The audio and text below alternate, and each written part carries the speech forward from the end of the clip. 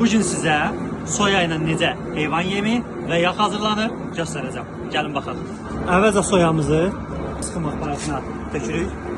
Aparat yağını çıxara soyanı sıxır və çöldə qalan yumağı bizə verir. Nəticədə soyadan asılı olaraq rəngi dəyişə bilər.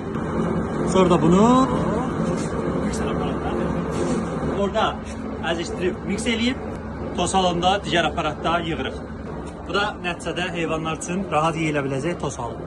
Çünki onun içindəki zəhər heyvanlara ziyanlı ola bilər. Bu formada o buxarlaşıb gedir. Yerdə qalan isə heyvanlar üçün qəşəng proteinli qida haline gəlir. Amma yağlılıq faizi az olduğu üçün də bəzi heyvanlara ekstra çıxan yağı yeməyin üstünə tökürük. Bütün yeməyi heyvanlara mı veririk yağı? Yox, nağarırıq. Yağlarımızı yığırıq, filtrlərimizə tökürük. Aparatımız onu filtrləyir. Nəticədə tərtəmiz yağ alırıq. Bu yağ isə traktorların dizelinə qatmaq üçün istifadə olunur. Yəni ki, bu yağlar qida üçün istifadə olunur.